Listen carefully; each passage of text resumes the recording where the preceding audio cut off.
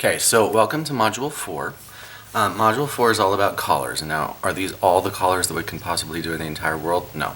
But this is a good start.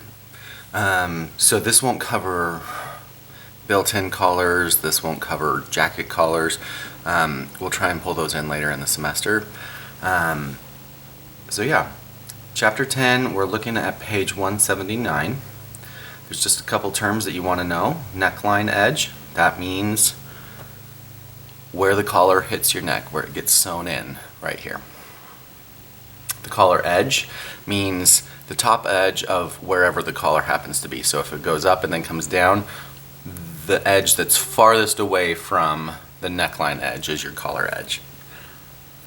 The roll line, that's when, if you go to page 180, that roll line is happening at the top of the collar. Collar stand, it's the height at which the collar rolls over on itself. So here's the neck line edge, and it goes up a certain amount. That's the stand. That's the collar stand, and then it'll come down. And that's not necessarily indicating a separate fabric piece. In some collars it is indicating a separate fabric piece, but on these first collars that we do, the collar is all one piece. Starts at the neckline, goes up, and comes down all in one go. So, and then the roll line is where that break happens at the top. Okay? So, page 180, if you go there really quick, you've got several different rolls. You've got the flat roll, the partial roll, and the full roll. The 1/8 inch stand is for the flat roll. And that's going to be all Peter Pan collars by definition. You might look at it and say, oh, it's a flat collar. It automatically has an 1/8 inch stand. So basically, there is no collar that we do that doesn't have some sort of a stand. And it literally could just be an 1/8 of an inch, which 1/8 of an inch doesn't look like very much, but it makes a big difference on how it just sort of lays on the body. So 1/8 inch roll is the flattest that we go on a collar. The next one is a 1/2 inch stand, so that's just halfway before the 1 inch stand, which is considered a full roll. Can you make it taller than that? Yeah, you can totally make it taller than that. So they've given some guidance here as like what those main terms are, but you could keep going if you want. You could make it a 2 inch stand if you want. We've got two different kinds of collar classifications. We've got the convertible, and that one we just build the pattern for the collar from scratch. We just go by measurements and we build it off of measurements instead of off of pre-existing shapes that we have already in our pattern pieces. The non-convertible, that's where you start running into the how much of a stand do you want? Do you want a 1/2 inch? Do you want a full inch? That's when we start looking at this non-convertible. Well, the convertible one usually will probably fall in the range of the 1 inch stand, but so basic collar foundation. What we're going to measure, if you go to page 181, they showed two different measurements that we're going to need on the front of the pattern and on the back of the pattern. And we usually only ever design the collar on a fold, so we're only ever doing half of the collar. Can you do the whole thing and open it up for like cutting purposes? Sure, you can. Totally do that. But why when you can do it all on the half? So they're getting in here on how to do that first convertible collar. And the convertible collar, just for an example, so I have a shirt here that is a convertible collar. If I look at it, this is the stand, the collar stand right here. But if I open it up, you probably can't see that very well on camera, but there's no seam line anywhere in there other than just at the neckline. So this is a true convertible collar. And convertible collars, usually when you let the top buttons open up on the shirt, it'll flap open. So convertible collar, think Hawaiian shirt. It doesn't have a stand. It comes down and sort of opens up and splays out, and you get some of the shirt, so you have to have a facing. on the shirt part to cover up all of the construction details. So convertible collar, think Hawaiian shirt. So I'll pull you down and we will start doing a convertible collar. All right, for the basic shirt collar, so page 178, we're in that range in the book. We need several measurements. I'm going to show everything in half size. I need the measurement from here, where the shoulder, high point shoulder is, to the front. So I need this measurement. And I need the back measurement from here to here. If you want to use a dress form, if you want to wander through the book and try and find measurements on page oh gosh, what is that? Page 36. Measurement number 12 gives me this back neck for a full size, but it doesn't have the measurement for the front here. I'm not sure why they chose not to show that piece of information, but they did. So I'm just going to take and show you how on a pattern to get that measurement so that in the future when you're working with a full-size pattern, you know how to do it. So I'm just going to take my ruler, and here's the thing, if you stand it on end, you can curve it like this to take measurements really accurately. So I'm going to take my ruler, and this is 1 3/4, so just write it down somewhere. 1 3/4 is back neck. I'm going to do the same thing to the front, and that's 2 inches for me. If I wanted to make this big size so you guys, in fact I think I will, I'm going to take those numbers and I'm going to double them just so that you can see them easier. So the 2 measurements that I'm going to use are 3.5 and 4. So if you want to use those measurements, it'll be probably a little bit easier for you to see. So what I'm going to start out with is I'm just going to start out with a straight line.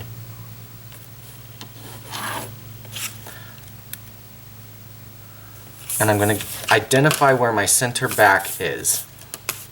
And to do that, I'm just going to square up a line like that.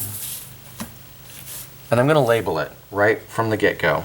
This is my center back. Though I'm going to change where I did that. I'm going to put it on the inside. Because the other thing is, I'm going to put this on a fold already. So that's what I did. Center back on fold. Okay? Then I'm going to figure out how tall.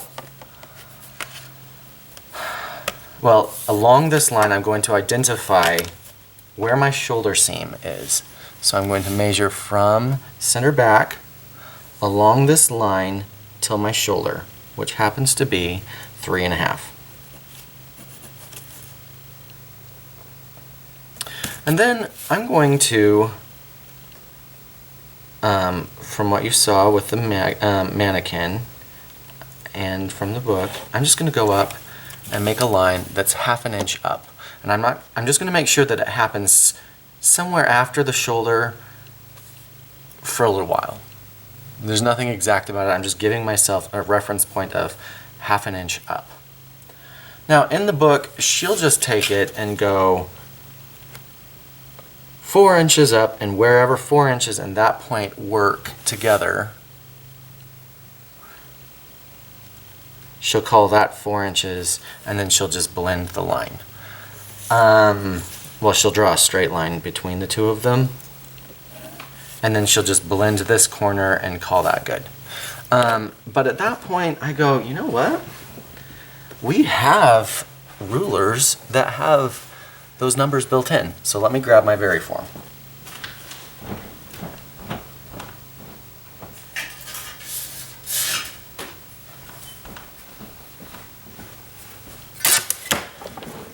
So if you just do that whole draw a straight line from here to here that you make sure is 4 inches, and then you just kind of curve this bottom part. That will work just fine. However, I personally prefer to take my Variform curve, which has some lovely numbers on it. And I just make sure that I'm counting 4 inches. So if I stick this at 12, 4 inches less than that is 8. So if I line my 8 up with the shoulder point here and my 12 someplace where it crosses the half-inch line, where it crosses the half-inch line, I make sure that that's the 12. Like that. Then when I take it off, I've got a lovely curve that I know is exactly 4 inches long. I'm going to get rid of all these extra little lines. I'm not going to cross them out, I'm just going to erase them because I can.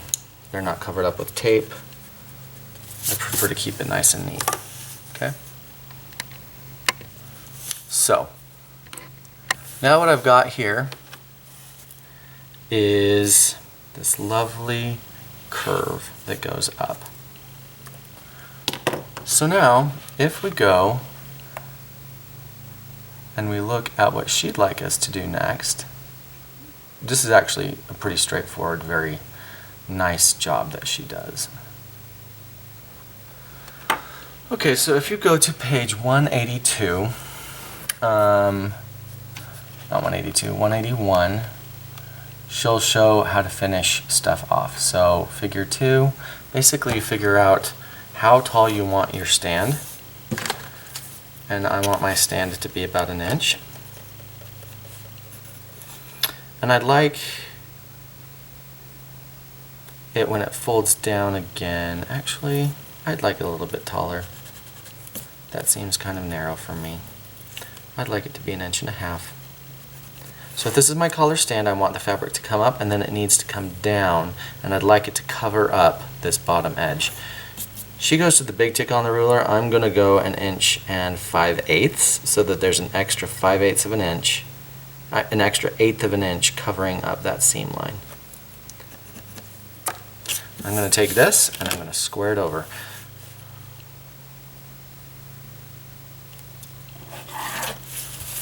And I'm going to go and extend beyond this point out here. And then I'm going to go from this point and I get to define how pointy my collar is going to be. If I did that, that's a fairly nice point. If I want it to be more of a cutaway collar, I could have it be like that. If I wanted it to be really pointy, I could have it come all the way over here. So you get to play with this. If I didn't even want this to be flat, if I wanted it at the end to come all the way down here, I could. So this is where you're going to have fun. Just make sure any of the shaping you do on your collar point doesn't come over the shoulder. So here's the shoulder point. I just squared it up. Just make sure any of the shaping with the points you do out here doesn't come beyond this. Here's where the neck fold line is right there. So what things can you alter to make them your own style? I can change the collar stand height. I can change how far it comes down. If you want it to come down only part way so that you can see all of this, you certainly could. So you can alter both of these measurements. Just know that if you would like this neckline seam to be covered up, this dimension should probably be 1/16 to 1/8 of an inch bigger than this dimension. That is how you do a convertible collar. Pretty straightforward. One thing that she does talk about, and I'm not going to show you on camera, but something to be aware of, is page 182. She shows how to do an undercollar. And the undercollar is a really good thing to know how to do because, let me grab that shirt. Oftentimes, when we talk about linings, the lining needs to be usually it needs to be bigger. With an undercollar, that's not the case, because when fabric gets folded over, there will be less fabric taken up underneath than over the top. So what we like to do is to help the roll happen on the collar, to let this happen very naturally, we'll take out about 1/8 of an inch on either this front edge or along this neckline edge. And she shows there's several different ways to do that on figure 4 and figure 5 on page 182. So if you want to understand undercollars, look at those pages. That's good practice that she's doing right there. Cool. So talking about Peter Pan collars, that's kind of the go-to catchphrase, is the Peter Pan collar, but as you go through all of these pages, you'll notice the sailor collar, where it has that big flat, like that big square, and then it comes up and pulls down on the front. It is also a Peter Pan collar. Like, it uses the same techniques as the Peter Pan collar. So when you go to page 185, if you look at partway down, it says relationship of the collar stand width and neckline. And it has a 4-to-1 rule listed. Basically what that means, and I'll show you on an actual pattern piece as I build one out. What that means is that we're going to be taking our pattern pieces here. Let me grab them really quick. We're going to be taking our pattern pieces. We're going to line up the necklines. Line up the necklines. This point right here is going to be a pivot point, so that's going to stay the same. But then, however much this overlaps down here will indicate how high of a stand that we have. So it's a 4-to-1 ratio, which means that if I want a 1/8 inch stand, that means this outside edge of my front piece and my back piece on the outside edge of the shoulder, so the neckline stays lined up, the outside edge of the folder will overlap 1/2 inch. So where I got 1/2 inch was 1/8 of an inch times 4. And that will give me, when I go to make my Peter Pan collar, I'll overlap it, I'll create my collar, and that will give me an 1/8 inch stand at the center back. That's just the rule. So if I want a 1 inch stand on the back, that means this will need to overlap 4 inches in order for it to create a 1 inch stand on the back. So whatever your stand is, I want this stand. So if I want a 2 inch stand, that means this would have to overlap 6 inches. A 2 inch stand, 8 inches, sorry, I can do math. It will have to overlap 8 inches in order to have a 2 inch stand at the back. So that's why I say those rolls and everything, those are guidelines. But you can certainly choose to do something else. You could do, instead of an 1/8 inch or a 1/2 inch, you could do a 1/4 inch stand, which means that I'm going to overlap it an inch. So that's what the 4-to-1 ratio means. Take your stand height that you want to end up with, multiply it by 4, and that's the number that indicates how much this is going to have to overlap. And this I'll show you down so you can see it on the page. So that's the Peter Pan collar. So I will show you the Peter Pan collar. Look through the book. They show a good example on 186 of what to do. Yeah. There's a couple quick dirty things that they do here. I'll show you how to get around the quick and dirty to be a little bit more exacting on certain things. So yeah, I'll bring you down and we'll start looking at Peter Pan collars. So to create a Peter Pan collar, one of the examples she uses, the back bodice block, it doesn't have the dart right here. It's okay for you to be doing this with a dart, that's fine. I'll show you how to get around it if you don't want to draw in the dart, if that gets confusing to you. So, to start out with, I'm just going to start tracing my center back line, my neckline, and I'm going to draw to the edge of the dart. I'm not going to draw the entire dart. That's all I need. I'm going to label this center back just so that I know where it's at, so I don't get lost on my pattern. And I'm going to take this shoulder line and I'm just going to extend it straight out. Just like that.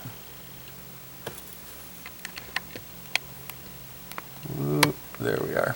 Okay, just going to extend it straight out. Now what I'm going to do is I'm going to measure 1/2 inch down and just sort of draw a line, just like that.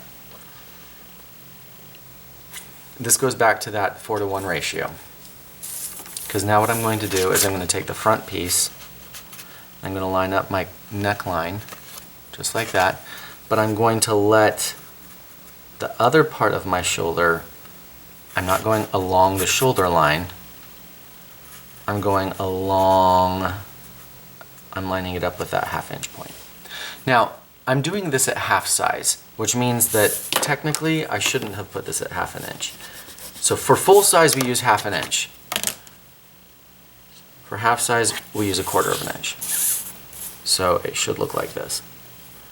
Which begs the question, what would have happened if I had just done that? What if I had just left it alone right there at 1/2 inch instead of 1/4 inch for the half size? Well, it just means that the stand I was going to be building for this was not going to be 1/8 inch. It was going to be something else completely.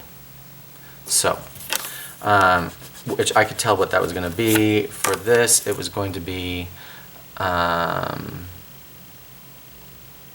1/2 inch stand. It would have been a 1/2 inch stand for this one. So I've got that overlap. Hopefully that makes sense what I just did. Basically what I did was lined up my shoulders, my high point shoulders, and I let them overlap 1/4 inch here. Okay? This is the beginning of, I can actually kind of get rid of these lines if I want to now. But I'm going to leave where on my neck where they hit, because that's my shoulder seam line. And I'll turn that into a notch so that when I'm sewing later it makes sense. I'm going to label my center front. Now what I get to do is decide how big do I want my Peter Pan collar. And I'm going to make my Peter Pan collar 1 inch wide, which in real life, if I had this at full size, not half size, would be 2 inches wide, which is a nice size Peter Pan collar. Okay, something that she does do here, which might appear to be kind of quick and dirty, but I actually kind of like it, is she takes this center front point here, and I am looking at page, let me find it. Okay, here we are. Page 186, you will notice on figure 2 that down center front, she takes off 1/4 inch. So that's 1/8 inch in half size. And she blends on that neckline, she blends down to that point. That's actually a good practice to do. So we can get rid of that extra little thing. And then right here, I could choose to have it just be a straight, like a pointy edge to the collar here for the Peter Pan collar. Or I could curve it up. Or I could have it sweep like that. Doesn't particularly matter. I can do basically anything I want to. Now I could even make, because I'm working with the shape of the actual neckline here, I can make the shape of this collar whatever I want it to be. So I could go crazy right here. So let me draw something crazy, and I can go over the shoulder on this. Unlike the convertible one that I was like, don't extend that line over the shoulder line, any of the weirdness that you do with the collar. With this, you could do whatever you want. I could do that, like total clown collar, and it would totally work. And I would end up with 1/8 inch stand at the back. It'd be a flat collar. It would sit there just beautifully. I don't know that this would be beautiful, but it would sit there. It would do something. So that is how you do a Peter Pan collar. If I wanted to do a different stand height, this is where I actually kind of disagree with her on some things. She has that overlap always occur. Well, let me start it out and I'll show you where she always has that 4:1 ratio overlap.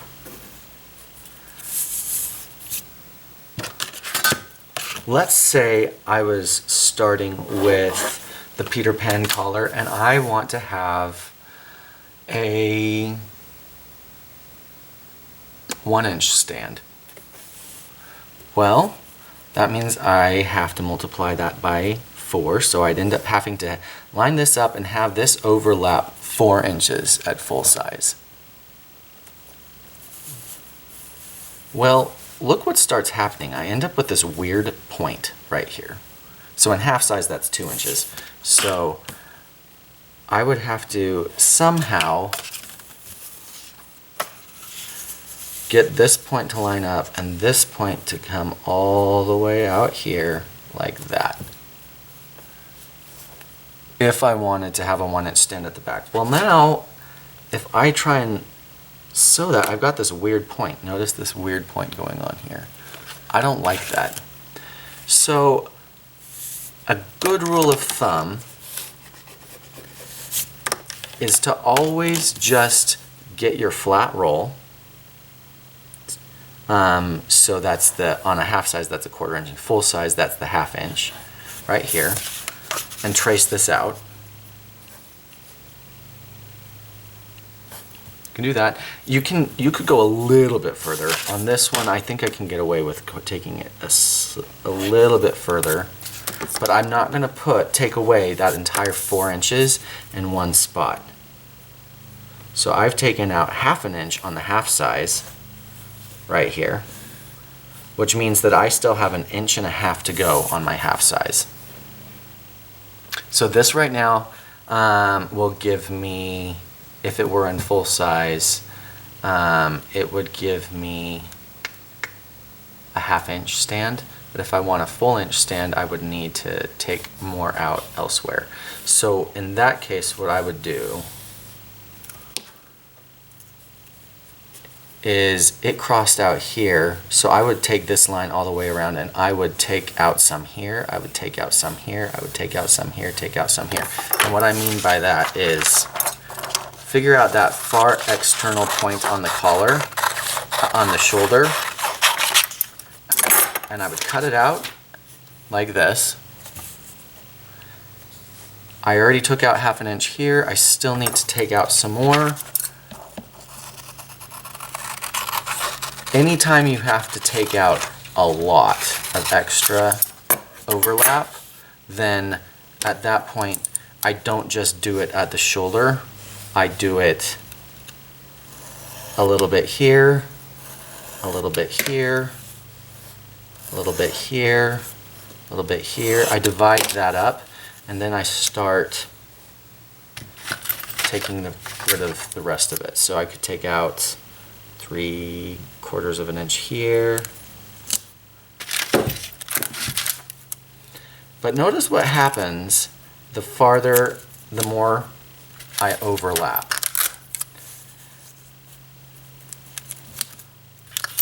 The more I overlap, let me get it in the screen. The more I overlap, here's my neckline, it starts flattening. At some point, if you're wanting a certain stand height, at that point, just go to the convertible stand instead of the Peter Pan collar, because at some point you'll take it out so much, overlap this so much that this line becomes perfectly straight. And at that point, why in the world am I going through that work with the Peter Pan collar? Why don't I just start with measurements and do the convertible collar, like the Hawaiian collar instead? So it's up to you to decide which one you want to use, but ultimately you can get the same effect coming from the Peter Pan or the convertible collar in the long run. You'll end up with the same effect if you continue to take stuff out on here. So that's the Peter Pan collar. Have fun with the shapes, the edges. The big reason why I like to take it out multiple spaces is because then this line is more smooth and I don't end up chopping off any corners and having to do weird measurements. And that's when you get into the quick and dirty realm, is when you have to start blending over lots of points too much, when you could get there by slashing someplace else. Okay, so we're going to start talking about collar stands now, and so I'm looking at page 192, and this will get you started on how to create a collar stand. And this will work for the Mandarin collar, it'll work for the collar stand underneath like a button-down shirt. This is the base creation of that pattern. Some of you will have created this in 143, some of you won't have. Yeah, so if you go to 192, just take a look at those designs right there. You've got design 1 and design 2 and design 3. You can see what design 3, what the pattern piece is going to look like on page 193 at the bottom. So different variations on that front edge of the collar. It just depends on, do you want it curved? Do you want it square? I'll show you some examples down on the paper. But basically, and then I'll show you how to do a collar with stand, which starts on 194. So I do, on your assignment, I want you to do 194, because then you'll be able to do the actual collar stand, which is the Mandarin collar. But I also want you to know how to create the collar that gets attached to the collar stand. So this is what it says, collar with stand, on your assignment sheet. This is the page that I'm talking about. And it gives some good examples of, how to play with fit problems. Actually, fit problems show back up at like 178. So go ahead and look at page 1. Let me go back and find where that is really quick, and I can tell you how to look at issues for collars. And what they're talking about, okay, here we are, it's 184. So on page 184, they're talking about fit problems with the collar. This isn't the collar stand, sorry, I just jumped back a little bit. So fit problems with the collar. If ever you've got a collar and it starts riding up so that you can start seeing the neckline seam, you don't want to see the neckline seam. If you've got a collar that's supposed to come up and fold down, if you can see it starting to ride up and you see that neckline seam, what it means is that outside edge of the collar, so like the collar edge, not the neckline edge, but the collar edge, it means that it's too short, and it means it's not, you need to change it. So what they show is that it's riding up, so it just needs to clip and open up, and they'll show you how to do the pattern correction on figure 3. If instead of it riding up, you're just seeing it sort of waving, it just means that that outside edge is too long, so it needs to shorten, and they'll show you what to do on figure 6, how to have it overlap. And what it's going to do is it's just going to change the shape of the neckline edge and the collar edge so that you can adjust for that. All right, sorry. Back to your previously scheduled program. So we are looking at 192. 194 is the collar that I'm going to show you how to do, and within that collar, you will see both the Mandarin collar as well as a collar with a stand. You'll get both of those in one go. Something to talk about as we talk about Mandarin collars, you'll notice that it goes up at the end. So it starts at center back and it comes square away from center back and then starts going up. The dimension that they always have you go up is, in this book, is usually 1/2 inch. They're like, just take it 1/2 inch up at that far outside edge. From practice, like that's a good starting point. While I've been in business and while I've worked with most of my clients, ultimately we end up altering it, and any of the shirts that I've gotten from the store and rubbed off for clients, it's usually not up half an inch. So like it starts at center back, gets to the shoulder, and then in the book it shows that the pattern piece goes up half an inch. Usually what I've found is that it actually goes up more like an inch and a half, sometimes even 2 inches. So be open to letting that number shift. I will show you what they've got in the book. It's a great starting point. And the reason that we do that, I'm going to pull the camera up and we're going to look at my bust, my dress form here. And I'm going to show you why we have it go up at the edge. You don't have to have it go up at the edge, but I'll show you what it'll do if you don't have it go up at the edge. All right, so I just have, right here is it's 2 inches from here to here. That's 2 inches. I'm not saying do this along with me. All I'm showing you is some principles at work. Okay, it's just straight. So what I'm going to do is I'm going to line one edge up at center back.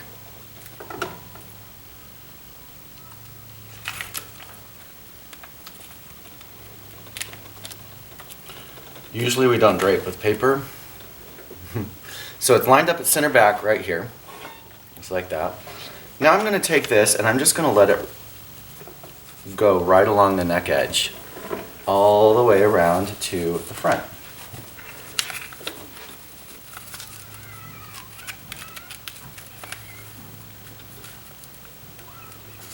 Okay.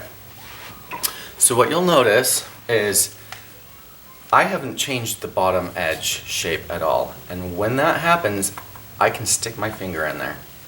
So it's a perfectly square line here. And what that means is that this pattern will not hug the neck. And if you want that, that's fine. There's plenty of times where, like with a mandarin collar, you might want that look where it just comes off the neck, like a perfect cylinder. There are times when you might want that. However, if you don't want it to just come straight up and have this gap next to the neck, what it means is that you need to let it start to hug the neck.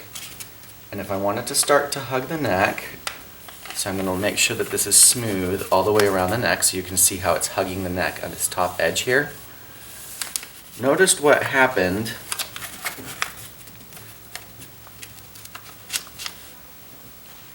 to this line, where it lines up with the neckline.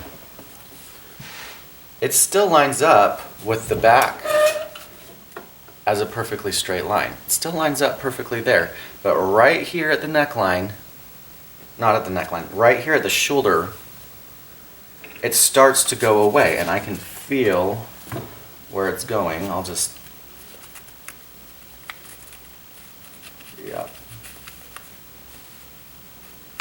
So if I draw in where that neckline is, it's kind of a sloppy line, but I am draping with paper. And here's the center front line.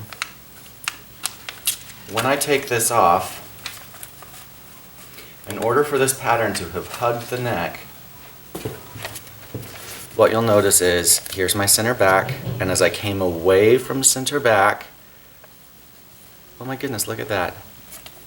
And that equals half an inch. Yep, that equals half an inch. So if you want your base collar to hug the neckline and not just stand perfectly square off the neckline, you need to start shaping it so that it's not just a straight line. It starts going up. Okay? I am going to show you how to do a collar stand with a collar. We start out by creating very similar to the convertible collar. We start out with the exact same shape.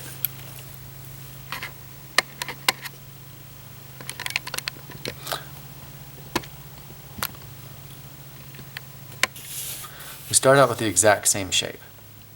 Here's my neckline, here's my center back, which I can put on a fold. With the collar stand, we still need that neckline. So I'm going to use the same measurement, which was 3.5 and 4. So my back was 3.5. Here's my back neckline. And then I'm doing this in full size. and 4 inches. And I'll just do it this other way so that you can see me finish it off with just the straight line, which method she uses.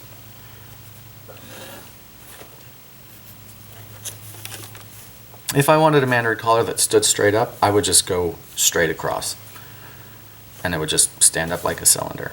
But I want this to hug to the neck a little bit. And now I would like this mandarin to be about 1.25 inches tall.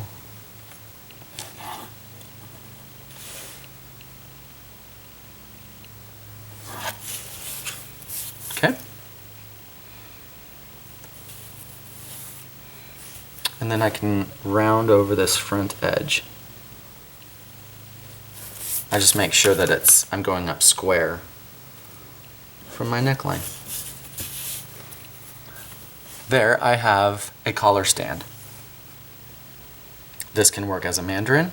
I could take this perfectly straight up here if I wanted to. And it would just be very square. This comes all the way, this is center front. This point right here is center front. But yeah, there's a collar stand. If I want a collar to attach to this collar stand now, first what I'm going to do is I'm going to come in here and just sort of blend that curve a smidge. If I want a collar to go onto this collar stand now, some places you'll see this get narrower towards the front here, like that. You can do that if you want. That's just your own choice. But if we're just going to go use this mandarin collar as is for our collar stand, I am now going to take another sheet of paper. Hopefully you can see what I'm seeing. Maybe you can't. But basically, well, I'll just draw it on top of here. Here's the collar stand. I want the collar to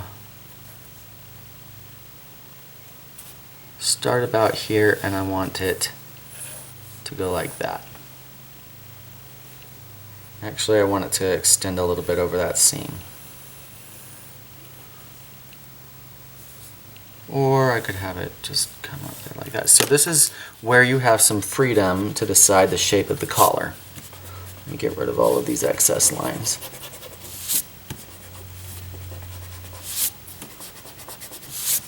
Okay. So here's the stand. Here's the collar laying flat.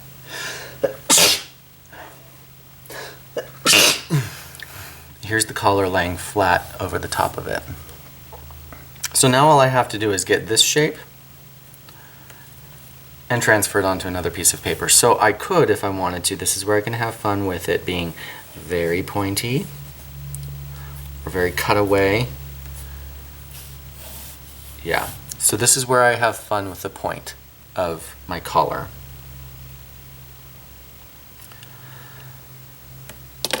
Something that I'm going to pause though and think through with you, and then I'll come back and finish this, is for something for you to think about is, as of right now, this is the center front point. For a mandarin collar that works because they don't overlap. But on a button down, if I want my button here, this technically needs to be the center front line. So take into account on your measurements. Initially I used 4 inches here. If you want it to be a button down where you have it overlap at center front, how much do you want it to overlap? If you want it to extend past center front by 1/2 inch so that you have a spot for a button here, then take that into account. So what I would have done was I would have extended this out 1/2 inch further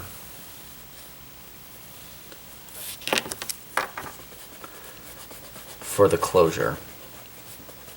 So usually when I design, do button downs for my clients, usually what I'll do is I'll do the entire shirt first and then I'll do the collar last, because by that point I will have finished my button band, I will have finished the button band down center front, I would have finished all of that, so then I would measure the neckline, including that extension for the overlap, and that would give me this new number. So this, I just extended it. So this is my center front still, but I've extended this curve out farther. At which point then I might want that to be the collar laying over the top of it. So if I want that to be the collar laying over the top of it,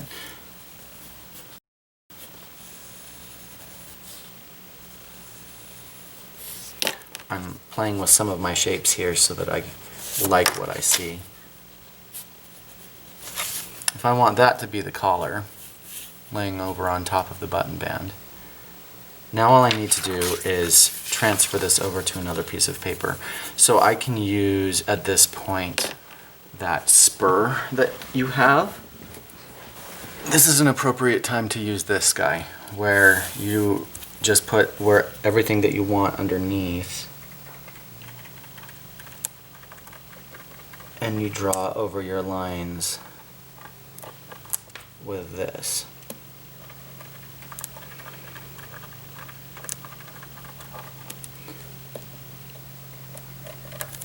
So that when you remove it, you can't see it on the camera, but I have a series of little tiny dots all over the place in here, and then I just connect the dots. Another way to do that is to just get a thin enough piece of paper and put it over the top of it, and draw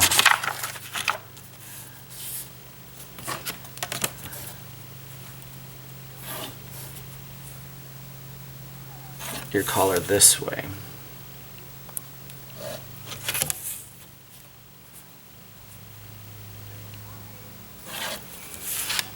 So there I have my collar.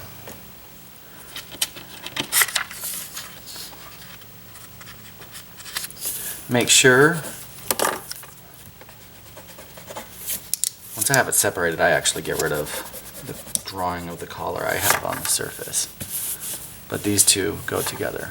There's the collar over the top of it. Just goes like that, right over the top. I add seam allowances. I don't need to add it back here because this is center back and I want it on a fold. I'm going to give myself, these are full size. Usually, even in full sizes, I give myself a 1/4 inch whenever I'm working up near the neckline. I don't give myself that full 1/2 inch at full size. So here is my collar.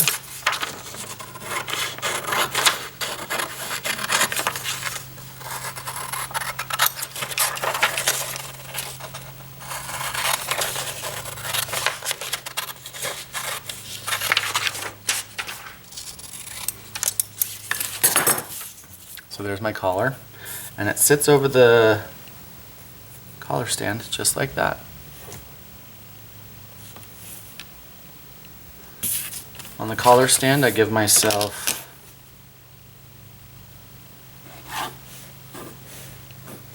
quarter-inch seam allowances as well.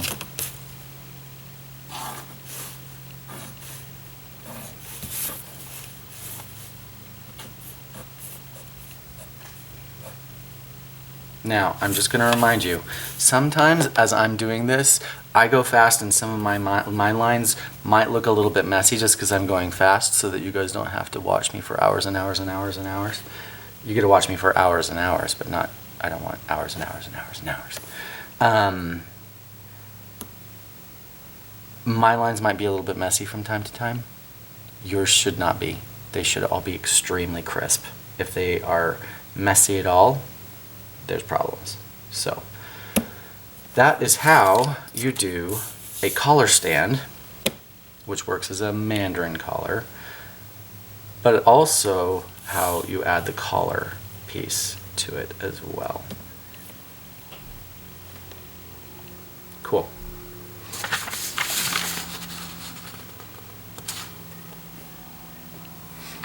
Okay, so I am back at looking at the book, and I am in chapter 11 now. So today we're covering 10, 11, and 12.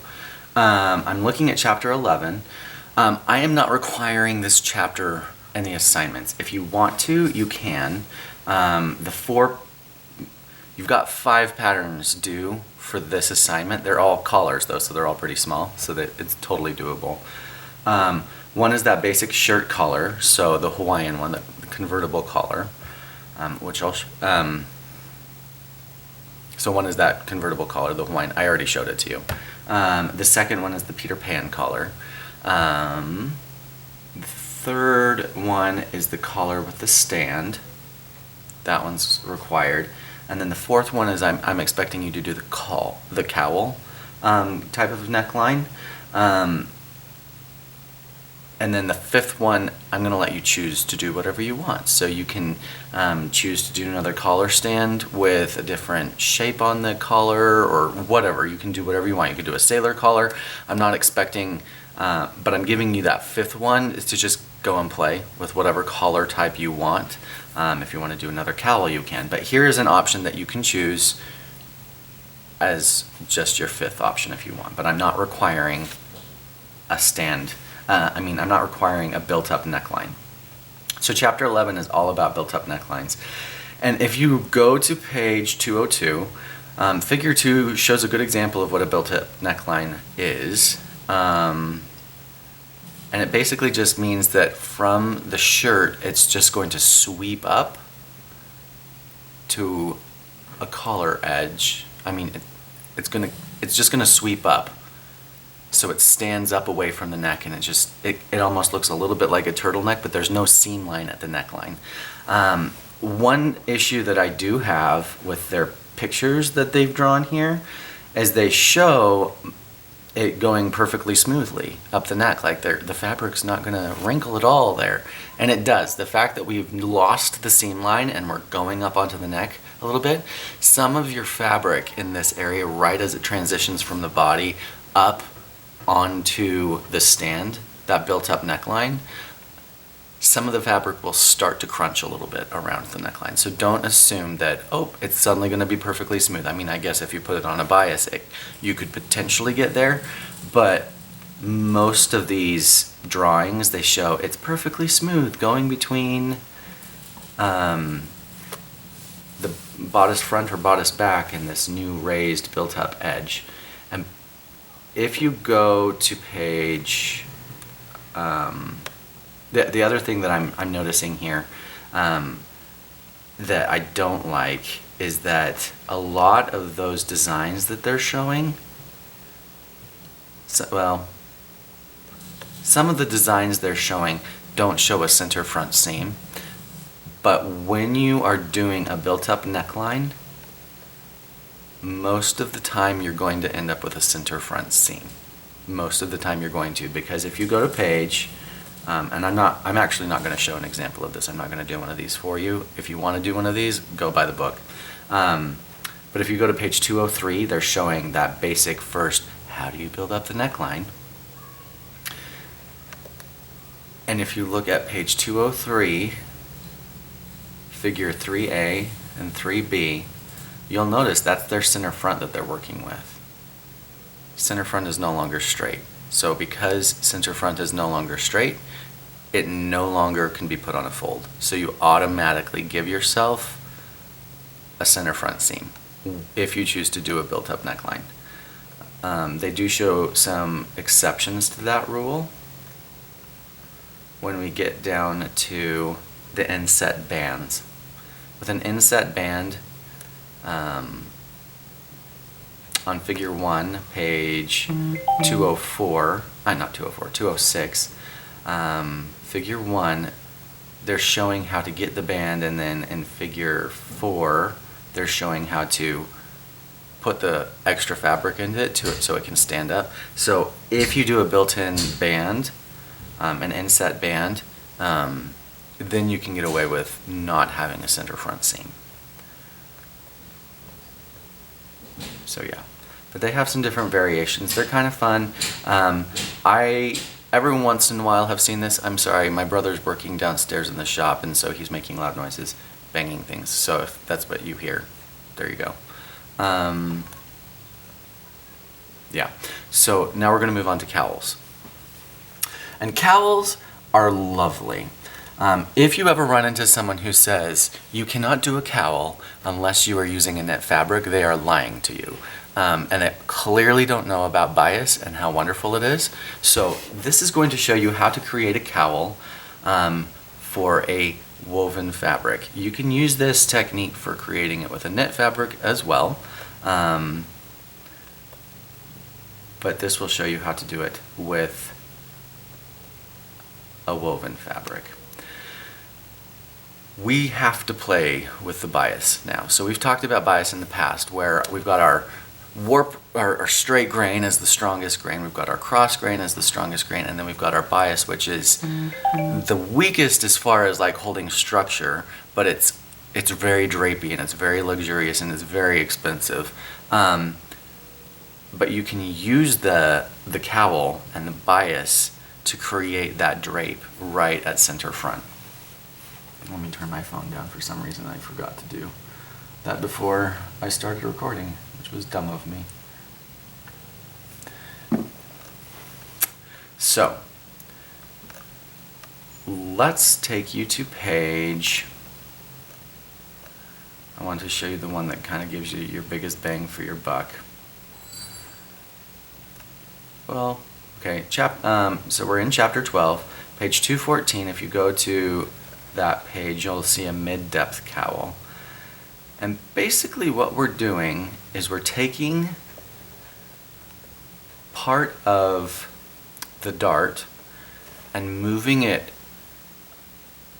up through center front so that it can open up center front and bend it back. And then instead of having a curve at center front, having an angle at center front, we're filling up that entire area with more fabric so that when it actually sits on the body the way it's supposed to, up on the shoulders, all of that extra fabric that we've added gets crowded into around center front. Is basically what the cowl is we've changed the shape of the garment so that center front starts out as not straight, but then we make it straight, and by making it straight we add a whole bunch of extra fabric there in the middle that gets to puddle on itself and just cascade down center front. So that's what we're doing, is we're basically making it so that we can add extra fabric at center front. And the easiest way to do that is with your dart. And that's how we're going to control it. So you can still have a dart at the end of this, or you can totally get rid of the dart. Either way, we can do both of them. They're showing that for the mid-depth cowl, but if you're going for a deep cowl, on page 216, so like a low cowl, they get rid of the dart completely. And that just adds a ton of extra fabric right there at center front, and it just drapes a ton. I disagree with the picture that they've drawn, design 3. It's not showing very much. Well, you know, actually I do agree with it. I'll show you, I'm going to bring the camera down and we'll talk about how deep the cowl is going to drop and what that's going to look like. Okay, so I'll bring you down. So to do the cowl, you can do this on the front and on the back. I'm going to let you look through the book to figure out how to do it on the back. Same technique. Actually, I will show you how to do the back as well, because I don't always love exactly what they do. So for the cowl, I'm going to start out with my bodice front block. I do not need my bust radius for this. So if you've been in the habit of drawing in that circle, you don't need it for this. You do need your bust point though, because anytime we alter with the dart, we do need the bust point. So I've got my front. So what they're talking about, the difference between having a really short cowl and all the way down to the deep cowl is based on how far you want your neckline to plunge. So let's go for the deep cowl, And basically what we're going to do is just say, do I want that scoop out, the scoop out that's going to happen, how deep do I want that? Do I want it to come, you know, to about here? That is just midway down the chest. So here's my nipple, here's where my neck starts. Do I want it halfway? Do I want it fairly deep? Like, do I want it in line with the nipple? If I want it all the way down here, then I have to get rid of a whole bunch of fabric so that the neckline actually goes all the way down there. If I want it fairly short up here, I can do that. So basically what we have to do is just draw a straight line, and ultimately it will be rounded, but for the purposes of creating the pattern, we actually have to make it a straight line. And that will make a little bit more sense as we go why that is necessary. So I think I want mine to end at level with the bust point. So there's how much I want the cowl. I want the cowl to start here, so this is going to be the edge of the, this will be the edge of, this will all stay and this is all going to leave. So all that's going to just be visible flesh. And then I want it to scoop down and end right in line with the bust point. So now what I get to do is I get to cut stuff apart. And I need this straight line to no longer be pointing down. I need this straight line, if you look on page 216, I need that straight line to now be flat, but up here. I can't have it coming down here. I need it to come up and be sticking straight out over here. So to do that, I'm going to grab my X-Acto blade. I'm going to slice down the dart leg through the bust point. And I'm going to open up the dart into center front.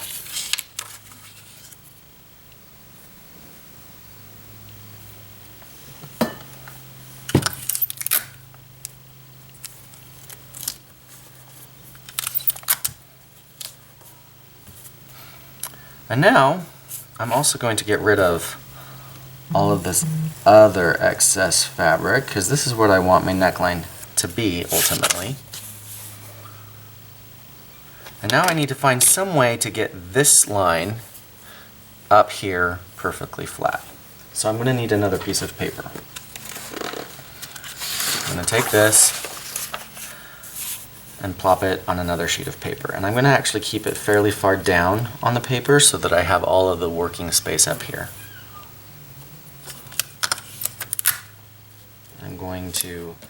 I'm only taping down this bottom edge. I'm not taping down this section of the paper so that I can still pivot that. So to get this to go up, I can start slashing down into this area from the shoulder. I can slash here. If I wanted to, I could actually start slashing over here from the armhole as well. What that will do is, if I slash everything from the shoulder, then all of the cowl will come from the shoulder. The minute I start pivoting from any other part within the armhole, that means that you're going to start having some of that cowl originate from the armhole, which could be totally cool. But just be aware that wherever you slash, some of those drapes and folds that cascade over the front of the body will originate from where you start slashing. So I'm going to start out by just drawing a line from partway in the shoulder down to that opening. Now you'll notice that they slashed all the way over to this point. I would like to keep that point intact. It doesn't really matter where you slash to, so long as it's within this line. We're just opening this line up, so I don't have to take it to that point. I can take it straight to where the dart leg opened up. So now, let me go grab some scissors because I don't want to cut a whole bunch of this paper underneath with my X-Acto blade. And I'm going to cut to but not through the shoulder line.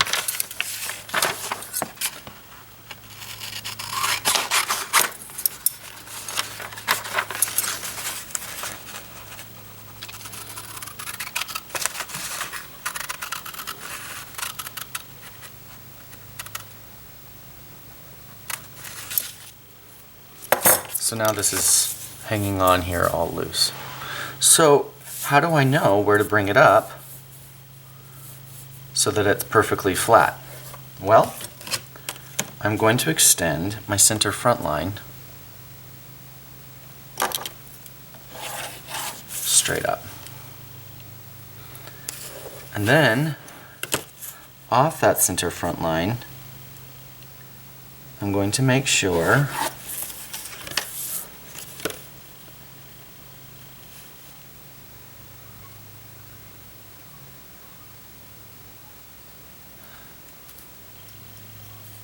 that this comes and pivots all the way up until it's perfectly flat. I've created a 90-degree angle to my center front line. So I'm going to tape that down, and then we're going to talk about why I did a little bit differently than in the book. So in the book, they just brought this up part of the way, and then they just drew a straight line over from here to where it intersected the shoulder. The reason why I didn't do that is because this angle right here on the shoulder, this angle right here is what's going to help create those cowls. So by just having it straight over like this, it might actually end up being a little problematic in the end. This is going to maintain some of my shaping. So I do that a little bit differently than the book.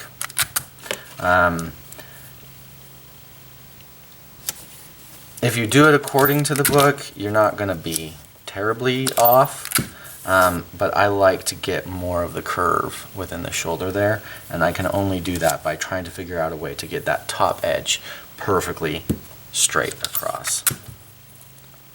So now you might be wondering, why do I have all of this extra paper up here? Well, I need some way to finish this edge. And to finish the edge, I don't want to have a seam line there, because if there's a seam line there, it's going to stiffen the edge of this fabric, and I don't want that to stiffen because I want it to be all drapey, and I want it to be unbiased, and I want it to be beautiful.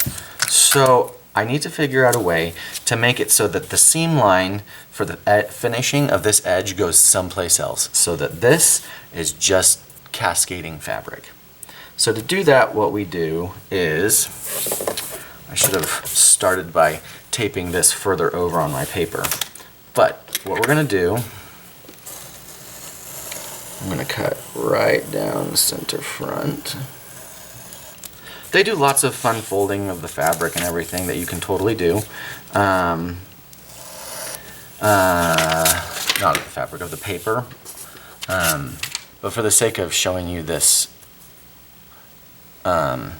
really tied up and close so that you don't get confused, I'm just going to design everything on the half. Sometimes we don't design this on the half.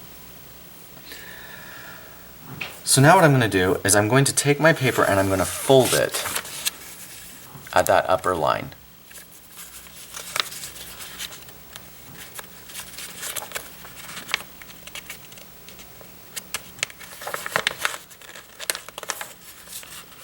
Actually, before I fold it, I need some extra paper taped on this edge.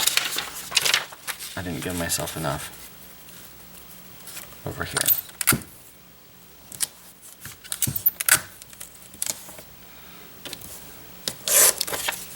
So now I'm going to fold right along that upper flat edge.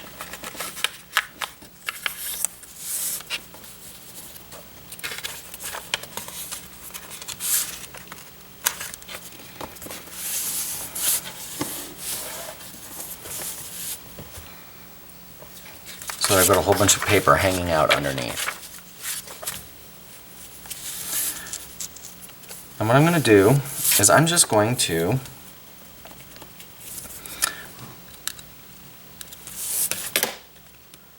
draw in my seam allowance.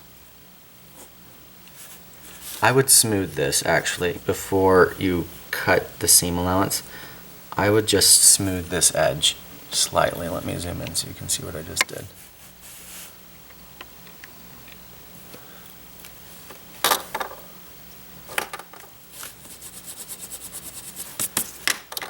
It had come in and angled here, but you're just going to smooth through that angle. So I'm going to add my seam allowance.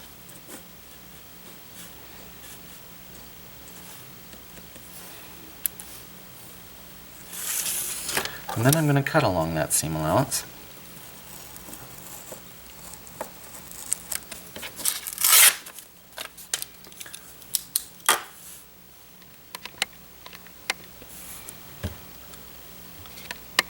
So that when I unfold all of this,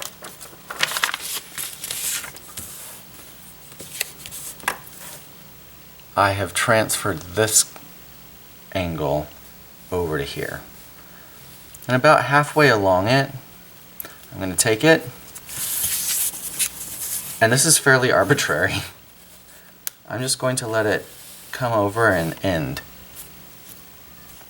I can have it come down fairly far, I can have it fairly high up, but this right here is basically I'm building in a facing to the edge of this neckline up here.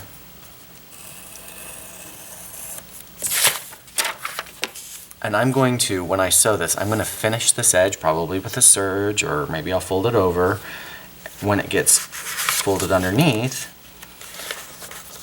then it forms the inside facing so that this edge is finished. And all this edge is now is just a whole bunch of folds and ripples. So this creates the upper edge of, this is the upper edge of my cowl, and then it goes inside and this heads south on the garment so that it is a good way to finish it.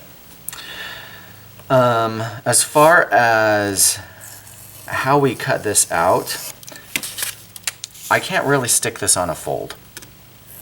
And the reason I can't really stick it on a fold is because usually we fold our fabrics. If you're looking at me and saying, oh David, you forgot seam allowances, you're right. I should have added seam allowances here before I cut all that. There should be a seam allowance down here, there should be a seam allowance here, there should be a seam allowance here. So before you do yours, add seam allowances everywhere, okay? So back to what I was talking about before. I can't put this on a fold. I can't have this be straight grain, because then this will not drape the way that it needs to be very luxurious and beautiful.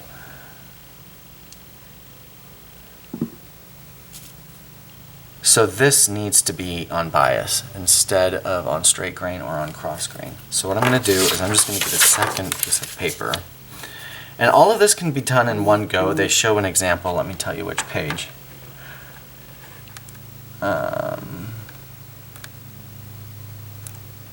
They do it all on a fold.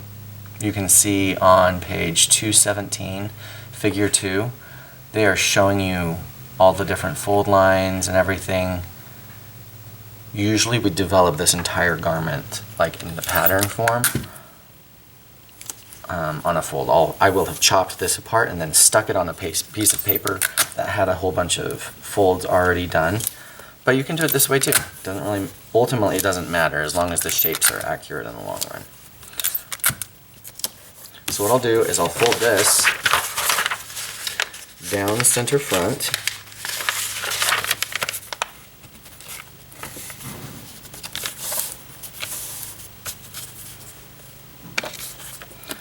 Cut it all apart. Make sure you give yourself enough paper that you don't do this. It needs to cover all of it. But I'm just showing you the technique to do the cowl. And you guys can fill in all of those extra details.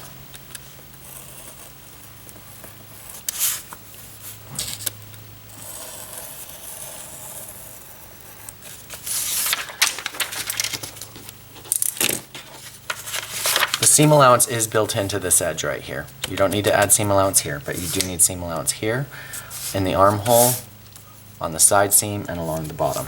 You need seam allowance all over the place. So now we have the entire pattern piece. My cut number is going to be 1 because I only need one of these things. My grain line, to get that 45-degree angle, you can either use a square that has the 45-degree angle built in, or if you use your ruler like this, if you go from one corner to the next corner,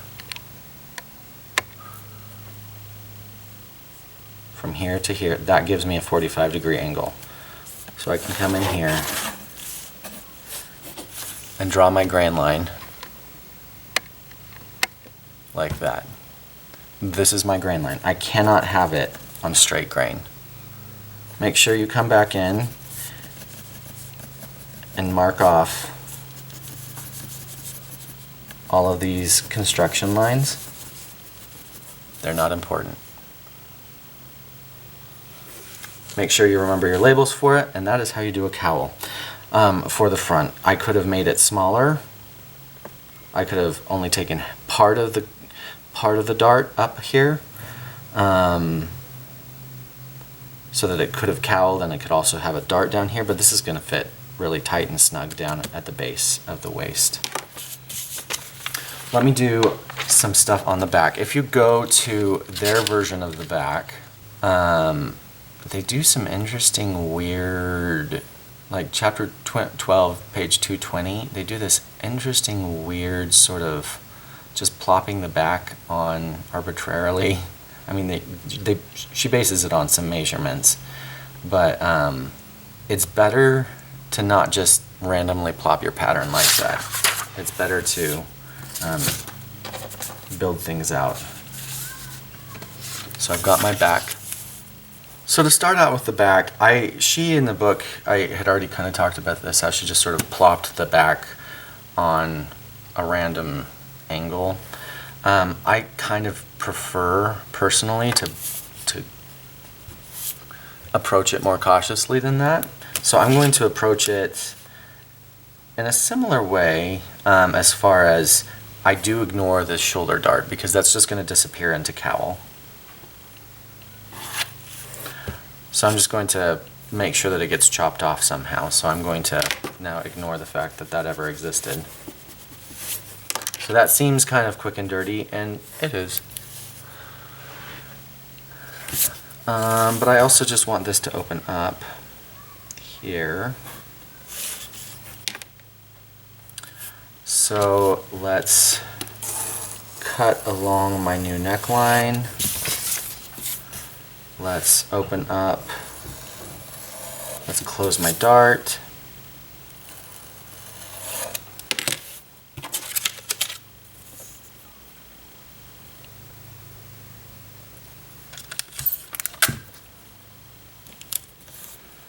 So you'll notice how much less I have to work with as far as dart goes. And at that point,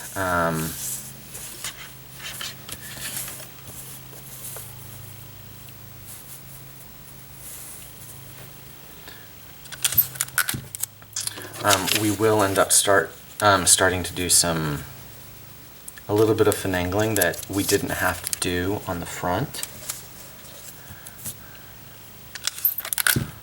The less dart you have to work with, the more you have to be kind of creative. So I need this edge right here, from here to here, I need it to be perfectly straight. So from here to here. I'm not really paying attention to that. If this ends up getting trimmed off, ultimately, that's fine.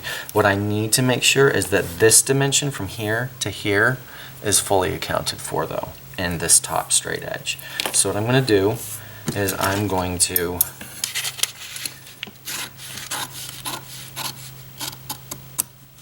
cut up to my shoulder.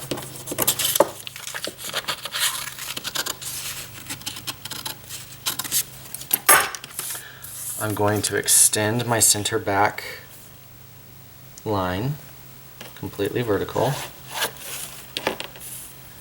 And then I'm going to see how much I need to account for. So if I zoom in here really quick, you'll see on center front, I didn't have this issue.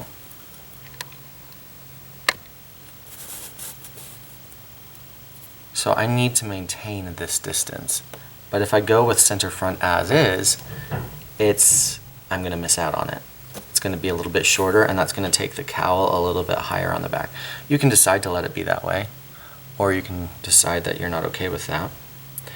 So I need to figure out some way to get it flat. I could, if I wanted to, just in a quick and dirty way, take that line and make sure that this is perfectly square. And I could just draw a new line from here all the way down to the bottom. That's one way to make sure that this is square right here. I could do that. By doing that, I introduce more fabric down here.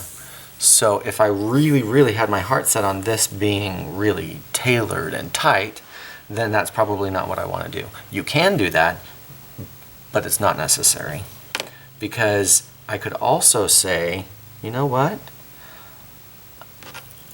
I have the armhole I can work with. So if it were me and I wanted to maintain this tightness down here, I'd probably start to slash into the armhole, which means some of my cowl is going to originate from this upper part of the armhole. And I'm okay with that. But by doing that, it allows this to pivot more. I've given myself more room to pivot. See how the armhole's now starting to change shape? But what it's done is it's allowed this all to pivot further over so that I can ensure that the neckline maintains the distance that I need.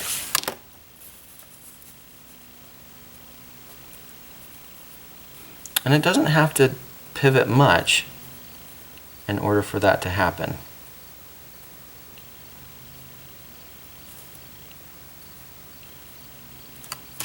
Is there an exact spot that it needs to be? You know what? Not really. With cowls, sometimes it's easier to drape cowls because you can really see the cowl form, but this will work.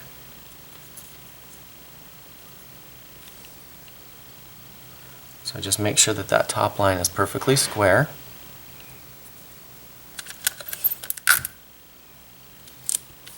And I'll tape it into place. Okay, something to note. This is completely square. Look what happened to the rest of the back, center back line over here. It's sticking out here, and it's going to ultimately get cut off. Is that okay? Yeah, it totally is okay because I've just added this much extra fabric here, this much extra fabric here, and this distance is what it needs to be. This distance is what mattered. So I can actually come in and tape all of this down.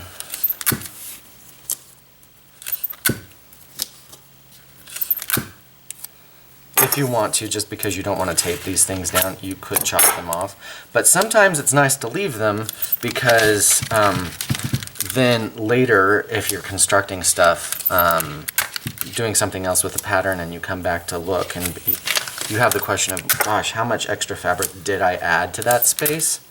Having this piece hang on like that, you can come in and actually see all of the extra stuff that you've added. Okay, so I'm going to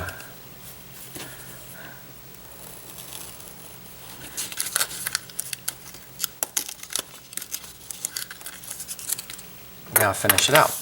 Okay, so to do that, I need to have another piece of paper over here. I could do this just on an absolutely monstrously huge piece of paper. Then I wouldn't have all of these extra taped on pieces, and that'd be great. Usually I would.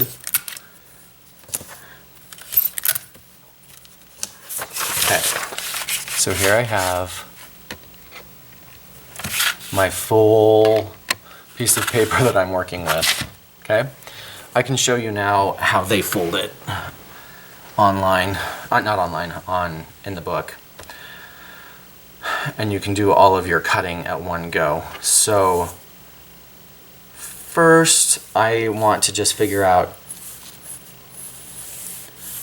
this is where my facing is going to be. So I'm going to first fold the paper along that top edge.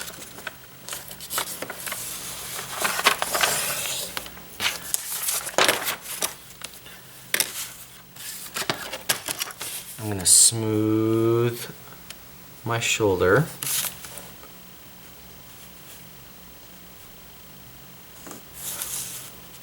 Let me give myself seam allowance everywhere. Here's my seam allowance. Don't you guys dare do what I just did and just eyeball it. I was just doing it so you didn't have to spend all your time watching me doing seam allowance. So I can now come in and cut along my shoulder on that cut line. And it'll give me an idea about, I'm actually going to start going down the armhole too.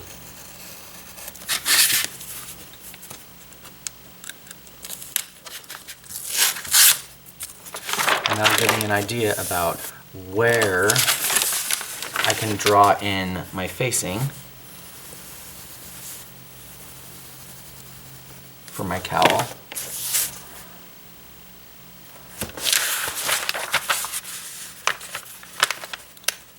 And then I can just fold down my center back.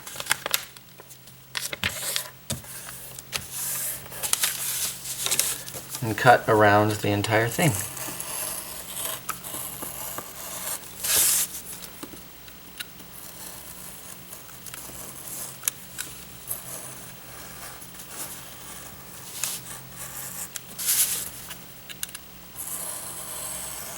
So yeah, I tend to sneak up on how much extra I need to add on center back if I need to, or if I really want to just start using the armhole to increase the size of the cowl. So there's the back.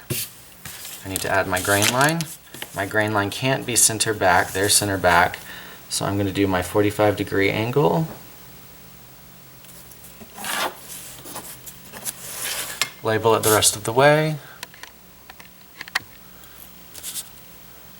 Something that I do want to note that I forgot to mention on the front, right here, you want that to have a notch right here. So as part of the labeling, remember your notches. Cool. All right, that should be it. So have a great day. Hopefully all that made sense.